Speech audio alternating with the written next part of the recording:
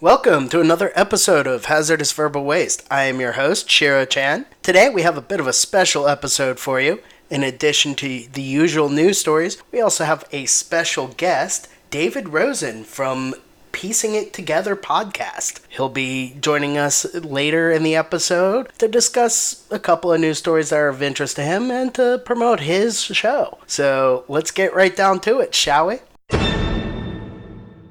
In Yu-Gi-Oh! News, Yu-Gi-Oh! Legacy of the Duelist Link Evolution cover art released. Yu-Gi-Oh! Fans will soon be able to duel in an all-new way when Yu-Gi-Oh! Legacy of the Duelist Link Evolution releases exclusively on the Nintendo Switch later this summer, and fans will be able to relive over 20 years of the anime franchise as the game brings in the series' most famous duels from the very beginning up to the newest iteration of the series, V-Reigns, reminding fans of just how far the anime has come and just how much of the new game will cover. The cover art for Yu-Gi-Oh! Legacy of the Duelist Link Evolution features a look at every one of the anime's protagonists so far. Yu-Gi-Oh! Legacy of the Duelist Link Evolution will officially launch for Nintendo Switch on August 20th, and it will run interested fans $39.99 US. As fans can see in the cover art, players will be able to experience famous duels featuring Yu-Gi-Oh's Yugi Moto, Yu-Gi-Oh! GX's Jaden Yuki, Yu-Gi-Oh! 5D's Yusei Fudo, Yu-Gi-Oh! Zexal's Yuma Tsukoma, Yu-Gi-Oh! Arc V's Yuya Sakaki, and Yu-Gi-Oh! V-Reigns' Yusaku Fujiki. Along with the game reliving the series' many duels, the game will feature over 9,000 cards from across the actual Yu-Gi-Oh! Trading card game. Fans who jump on the physical release of the game will also get 3 special promo cards: Proglio, Microcoder, and Cynet Codec. There was a Legacy of the Duelist game released on other consoles, but there's currently no word on whether or not this complete Link Evolution release will be ported to other consoles at this time. And I'll make sure to include the released cover art for the physical copy of the game in the show notes. And just to give you guys an update, I have placed my pre-order and I'm now $10 paid on the $39.99 plus tax. And so I'm really excited to see this game get released. Also in Yu-Gi-Oh! News, Yu-Gi-Oh! To expand collectibles in 2019, release high-end Seto Kaiba figure. Yu-Gi-Oh! Is always down to give fans what they want, and it seems like the brand will do that this year for all you collectors. According to a new announcement, Konami is pushing for more Yu-Gi-Oh! Collectibles this year, and fans of Seto Kaiba are going to be real happy about the initiative. After all, a high-end bust of the Duel Monsters champ is on the line, and fans will want it as soon as possible. Thanks to a new announcement from Konami, fans learned Yu-Gi-Oh! Is ready to expand in the collectibles market. The new deals signed with first 4 figures, Zag Toys, Sumi, Taka, and Kitsune, will have several different collectible products at varying price points. The new lines of Yu-Gi-Oh! Collectibles are expected to begin their retail and online rollout in June 2019, the press release reads. One of these collectibles will come from Kitsumi and hone in on a famous Yu-Gi-Oh! Duel champ. Seto Kaiba will get a high-end sculptured bust, and it will see Seto holding to his infamous Blue Eyes Ultimate Dragon card. However, this piece is only expected to be available in France and Monaco at the time. Commenting on the big announcement, Jennifer Coleman with Konami Cross Media New York expressed how excited the company is to bring more licensing deals to fans everywhere. The amount of offerings in the collectible market for Yu-Gi-Oh! Fans is about to get much bigger and better, she said. Thanks to deals with the first 4 figures, Zag Toys, Sumi, Taka, and Kitsune, Yu-Gi-Oh! Fans will be able to choose the right size collectible character at the right price point for their wallet. I'm super excited about this. It'll help me with creating the video version of this podcast, which I am planning on doing. And I'd like to be able to decorate my recording space with some awesome Yu-Gi-Oh! Swag. That's pretty much all we have for Yu-Gi-Oh! News this week. On to the next segment. In Pokemon news, Pokemon Go will drop Apple Watch support after July 1st. If you're used to advancing your Pokemon Go game with an Apple Watch, you'll want to change your habits. Niantic is ending support for the Apple Watch after July 1st. Beyond that, you can't connect your watch to the creature catching game. Simply put, it's not as useful anymore. Now that Adventure Sync can track steps, earn buddy candy, and hatch Pokemon on your phone, Niantic wants to focus on using the feature on one device instead of splitting your attention. Your smartwatch still won't be wasted on the game. Adventure Sync tracks data through fitness apps, and that includes data sent from the Apple Watch. Your gym routine will help you make progress then. It just won't help as directly as it did before. In that regard, this isn't so much a withdrawal from the Apple Watch ecosystem as it is a more intelligent use of the device on your wrist. That's pretty much all we have for Pokemon news this week. On to the next segment.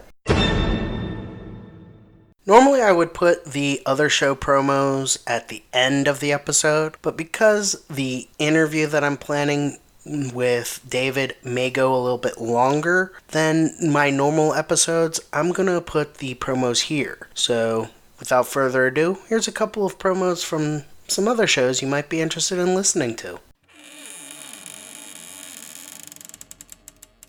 Looking into the darkness, you can feel your heart racing. The heaviness of sorrow and dread take control, and the voice inside you says, "Don't go in there." Now join your host, Ashley Ernie and Bill Reed, as we venture down the weird and mysterious.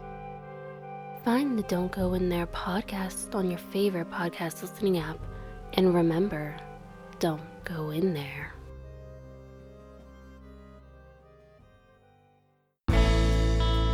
What's up, everybody? My name's Tim from the Shut Up and Dad podcast, and I hope you're enjoying this show. If you're looking for some laughs after you finish listening to this episode, come check out Shut Up and Dad. You can find us on Facebook, Instagram, Twitter, and your favorite podcast platform by searching Shut Up and Dad, or simply head to our website, shutupanddad-podcast.com, where you can listen to episodes, read our blog, and find links to our show. That's shutupanddad-podcast.com.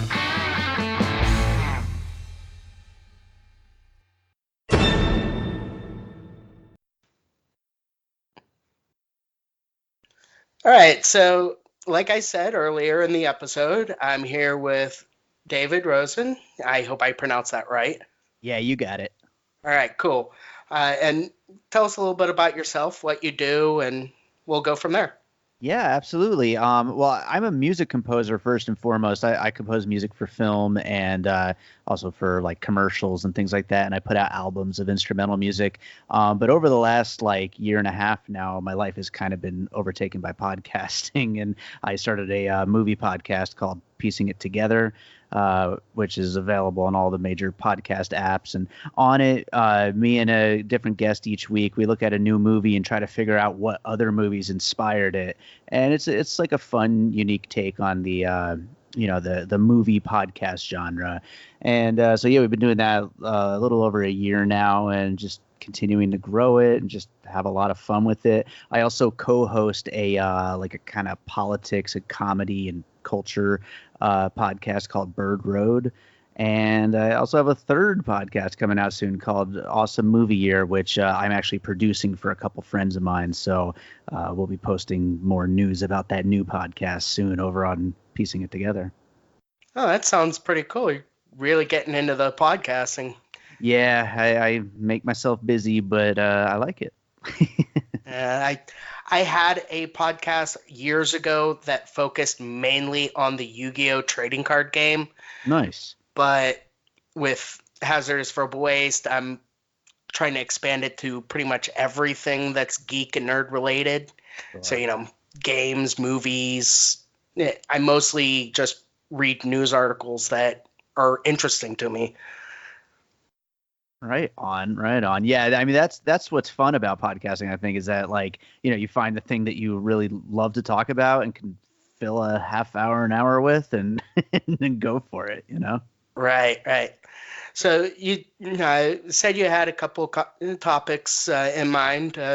What do you got first? Yeah, so I mean, I just was kind of thinking about, what within, this realm of thought has been happening this week. And the first thing I thought about bringing up, I don't know, you're a fan of the Mortal Kombat games? Not diehard fan, but I've played them. Sure, sure. Well, the new one, Mortal Kombat 11, it's pretty damn great, and no, they've got, obviously the new thing is DLC, and they have the I think they call it the Combat Pack coming out on June 18th, and they just announced the lineup. At least part of the lineup is going to have Shang Tsung, Sindel, Nightwolf, which are all three, of course, classic Mortal Kombat characters. But then also the comic book character Spawn. And then they're teasing 2 more unannounced guests. But then if you listen closely during the reveal video, at the end of the video, you hear what sounds like the Terminator theme. And then you hear a chainsaw that sounds a lot like Ash from Evil Dead. So it seems pretty clear that that's what the last 2 are, which normally I prefer games to stick to their own game storyline and whatnot. But I mean, Terminator and especially Ash from Evil Dead would be just absolutely incredible. Bruce Campbell has previously debunked this rumor that he would be involved in the Mortal Kombat games. But as soon as this video came out, he shared the video on Twitter and said, "Boy, it looks like a swell game. I'll have to check that out." Which, I mean, unless he's really, really just messing with all of us, I mean, that seems to kind of tongue-in-cheek confirm that it's really going to happen. And I think Ash in a Mortal Kombat game would just be just the greatest thing ever, pretty much. Are you a big Evil Dead fan? I have all 3 movies. My brother-in-law is a huge Evil Dead fan. He watched like every episode of Ash versus Evil Dead. Oh yeah. He's huge into horror movies, and this might be the type of thing to get him into gaming. Right, absolutely. I mean, yeah, Evil Dead 2 and Army of Darkness, specifically those 2, and I love the first one too, of course, but they're probably my most watched movies of all movies, any genre. And I'm not even particularly a big horror guy, but they're just the best. They're just the best movies, and he's just the best character. And I could just totally picture what kind of ridiculous stuff, because this entry in the series, they're pretty tongue-in-cheek, like going overboard with the violence and everything. And I think it'll just be such a great fit. And honestly, Terminator would be a pretty damn good fit too. I mean, they got the new movie coming out, so I could totally see that happening. Yeah, it seems like a lot of game developers are doing kind of this cross with other properties. Yeah. Like the Jump Force game.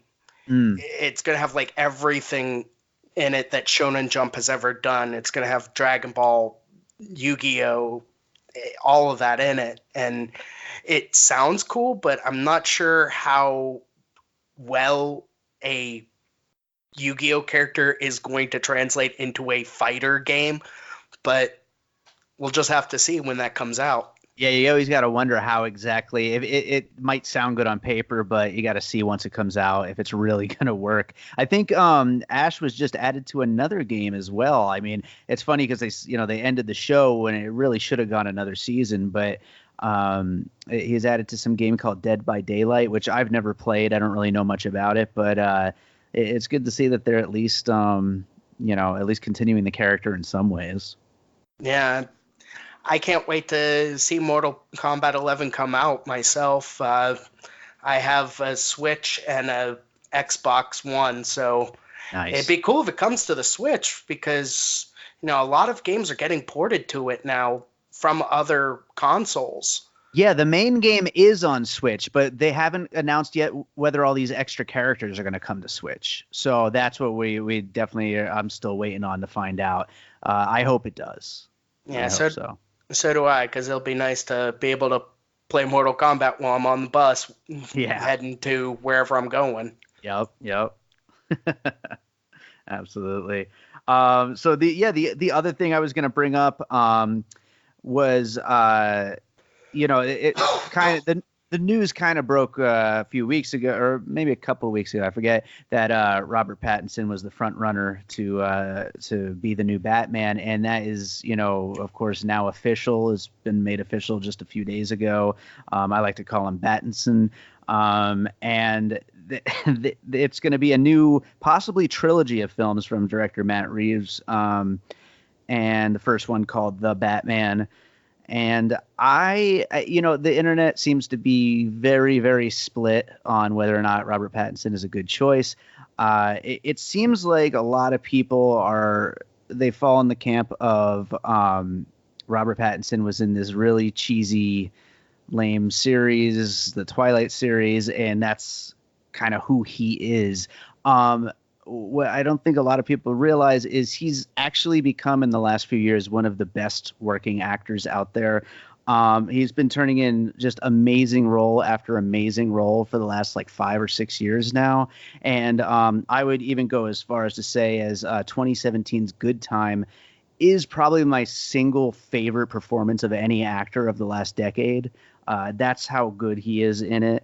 And when I say it's a great performance, I mean the intensity, the just craziness. I mean, he is absolutely out of control in this movie. And I think that kind of intensity kind of shows that he could really pull off this character really well. I mean, it remains to be seen what exactly Matt Reeves' take is going to be on the universe and on the whole Batman thing. But I don't think that there is an actor better than Robert Pattinson to do this, to be honest.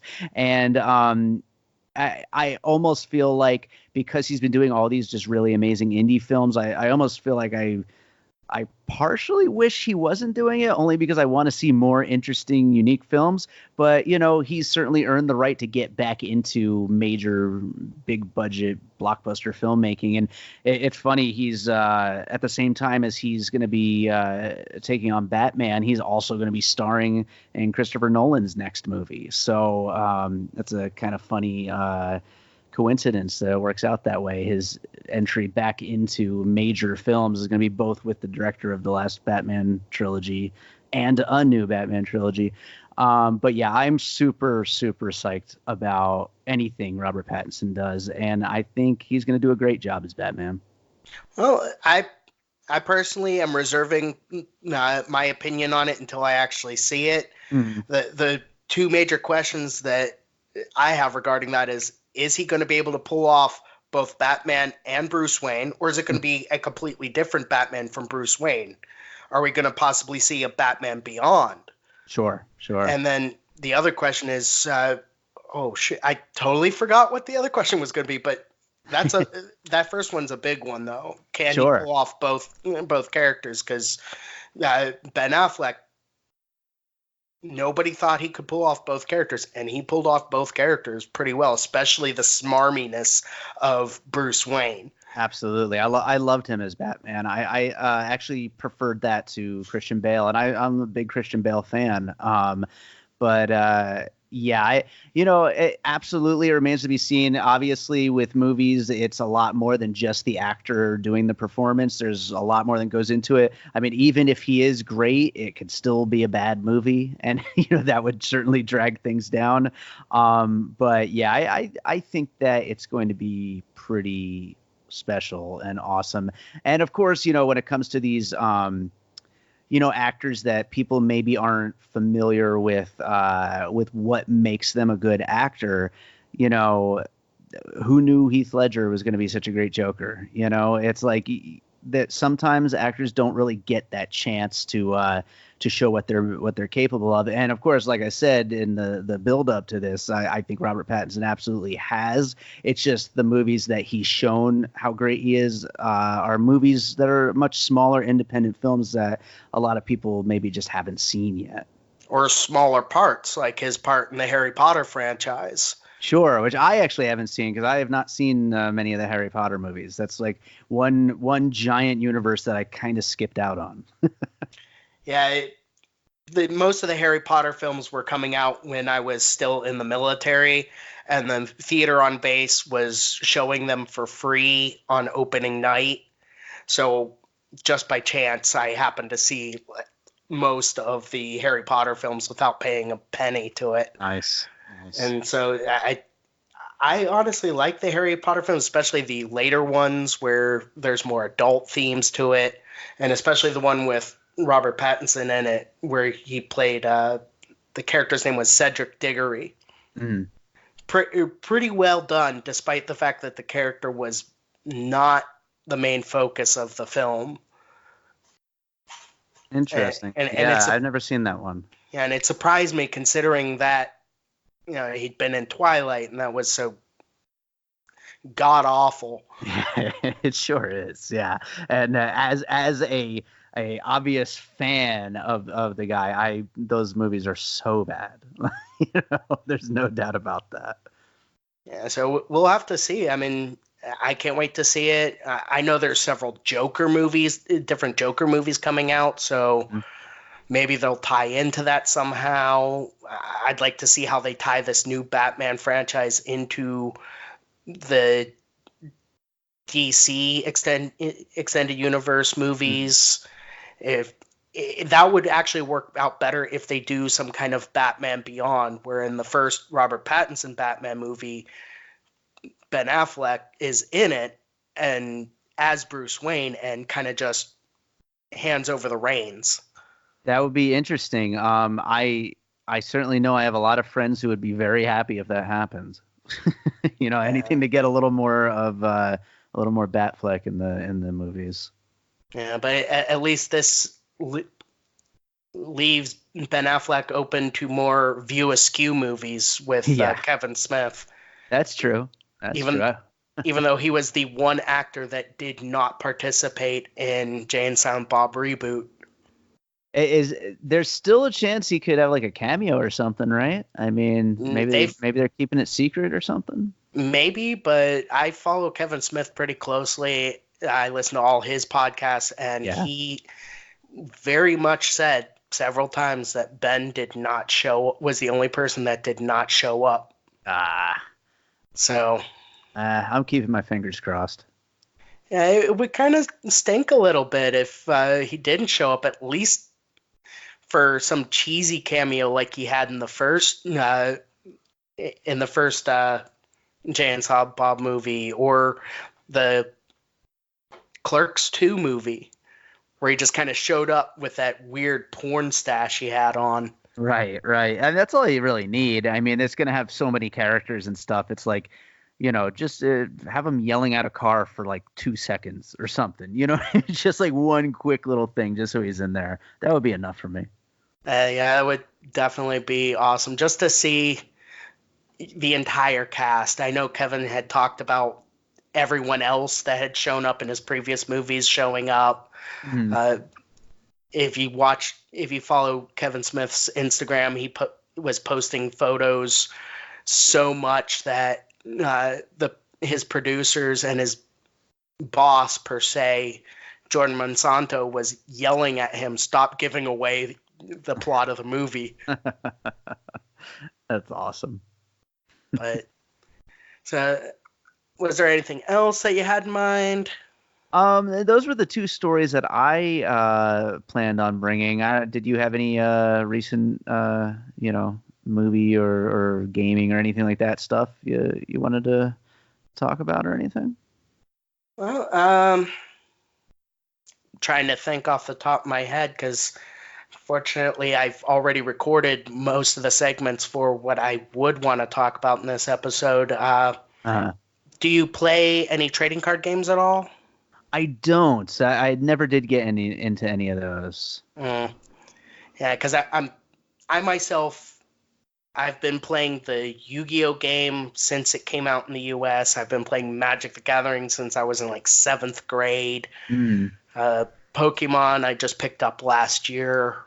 I was working at a game store, so I kind of wanted to familiarize myself with all the games that were popular. Dragon Ball Super, which is a really interesting trading card game. Yeah. Because you could go from having 1 life left to winning the game just because of the game mechanics and the way everything works. But the big thing with Yu-Gi-Oh right now is that it's coming to the Switch as an exclusive at the end of August. And at first, a lot of people were in the Yu-Gi-Oh community were concerned because they're like, well, Legacy of the Duelist is available on all the other consoles. Why isn't Link Evolution going to be available? Or a lot of people were in denial, thinking that it wasn't going to be an exclusive. And Right. there was a lot of arguments about that. And what's really cool about this version is, unlike previous versions of Legacy of the Duelist, this version is going to have a physical copy in the Western areas, United States, UK. It was digital only in Asia, and the physical copy is going to come with 3 physical cards, promo cards with it. And so a lot of gamers are excited about that, myself included. I went out and got my pre-order in as soon as I was able to. Nice. Yeah, I never really got big into the card games because I think partially because I've always mainly been like a single player gamer. Like I never really played like a lot of games that involve multiple people or any of that kind of stuff. Well, that's kind of the nice thing about the video game versions of Yu-Gi-Oh, like Right. Legacy of the Duelist or the mobile game Duel Links, is that it has the multiplayer function, but you can play it single player. Like I've been playing it single player, Duel Links as a single player. I don't go into the PvP stuff at all. It's just even when I was playing World of Warcraft, I wouldn't play PvP that much. I would stick to just soloing all the dungeons and all the quests and everything. Nice. And that's just kind of how I roll. I mean, I'll play with other people if I know them, if I've met them in real life. My goal has always been in games like World of Warcraft or Gears of War or Call of Duty to kind of develop a small team that I could play with and possibly even go to tournaments and stuff later on, but just kind of keep that small core group together. Are you familiar with the online series The Guild? I've certainly heard of it. Yeah, I've never played it though. I'm a huge fan of it. I've watched every episode. I've watched every full season with commentary on YouTube. I've seen almost everything Felicia Day has done, and that was kind of what inspired me to be like, I want to play PvP, but only if I can meet up with these people like once a month in person, just so we can get to know each other better. Nice. It's kind of how I play it. Nice. That's awesome. But I know there's a lot of cool stuff coming out for Smash Brothers, especially in the tournament scene. I'm trying to think of anything else. I know this weekend Minecraft is giving away a free map if all you have to do is log in using your Microsoft account and play the game. And by June 12th, I believe, according to the thing, it said that you'll automatically be given this free ocean map. Nice. So that's some cool stuff coming. I feel like I've been almost like subconsciously not paying attention to a lot of video game news just because I'm like, I know that it's all coming next week when E3 comes.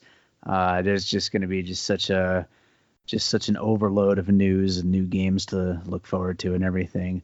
So I got to keep my brain, keep a little bit of space in my brain for all that. But of course, Sony, the big thing with E3 right now is Sony pulled out. Yes. That was a bit of a shock. It's like, why is Sony pulling out? It's very strange. Like it's going to be a really weird year. It seems like It almost seems like it's going to be a much smaller show this year, and especially with Sony pulling out. I think didn't another major company, I can't remember which one it was, but I think another major company, not a console maker, but one of the game developers, isn't going to be displaying this year. But yeah, it's going to be an interesting year. I mean, honestly, I'm kind of at a point right now when it comes to games, because I get myself so busy with podcasting and with movies, which are my favorite thing, going to the movies. Really, the only games I've been playing the last couple of years have been on Switch, and so that's where I'm going to be mostly focusing my time of really like staying up on all the new E3 news. Is going to be seeing what they all announced for Switch. Yeah, yeah. And then later in the year, PAX West, I'm personally planning on going to that if Nice. I can, because of course I'm up here in the Seattle area, and PAX West is going to be in the Seattle area. Mm. So I'm definitely going to jump on that. I've been pestering them like every week. When are the content creator passes going to be available? When are the content creator passes going to be available? And I keep getting the same response back. We'll let you know. We'll let you know. And it's just like, well, you guys said it would be a couple months before the event, and we're getting close to a couple months before the event. Come on, give us something. Yeah, well, that's what you got to do. You got to just keep asking over and over again, because that's how they are. And that's going to be my first major convention as I like to consider myself not content creator, but more news journalist. Mm-hmm. In a way, because of the way I cover news stories about different movies and games and technology coming out and things like of that nature. So this will be my first major convention as a journalist going to this. I've been to lots of conventions in the past as an attendee, and I just can't wait to see how I'm treated differently if I'm walking around with a microphone going, got any words on this thing coming out, or talking to the people, asking them for comments at their booths on what they're doing. Absolutely. I really think podcasting has changed the way we view those events too. A lot of people don't even go anymore, because why go when you can just listen to your favorite podcast's coverage of it and know that that podcast is going to cover the areas that are interesting to you. No, absolutely. It's so true. I mean, and everything is just so covered and covered and covered. Every last square inch of that show floor is going to be covered by like 100 different outlets, and you just find the one that you like the way they cover things, and it's like, but you don't have to make your back hurt standing in lines for 12 hours. Yeah. Well, I've pretty much run out of things to talk about. Is there anything else you want to do? Maybe one last plug for your show? Sure. Yeah, you can find Piecing It Together on any of the major podcast apps, and you can follow us on social media at PiecingPod, and our website, piecingpod.com. And also, we have a Facebook group called Popcorn and Puzzle Pieces, a movie discussion group where we talk about all the movies we discuss on the show, as well as just all kinds of movie news and stuff like that. So anybody that wants to join, come on. We love having new people in the group.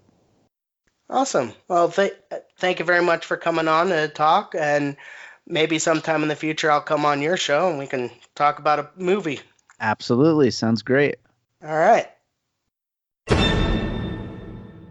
Well, that's another episode of Hazardous Verbal Waste Down. I hope you've enjoyed this special episode with my guest, David Rosen. If you would like to be on the show yourself, you can contact us. There's several ways to do that. You can use the contact form on our website at hazardousverbal.com. You can email us at hazardousverbal@gmail.com. Or you can even leave a voice message if you don't want to be on the show but want to voice your opinions. The Skype ID is Ichimoto1, or you could just record your opinions and email them to us through the email. You can get a hold of us through our various social media accounts. I will make sure to get those up on the website if they aren't already. Just a few final thoughts.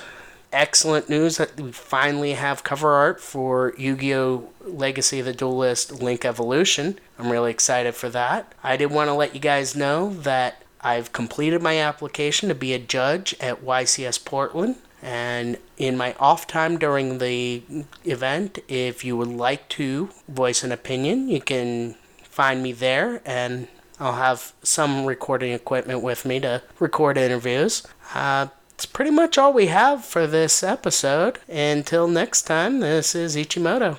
Peace.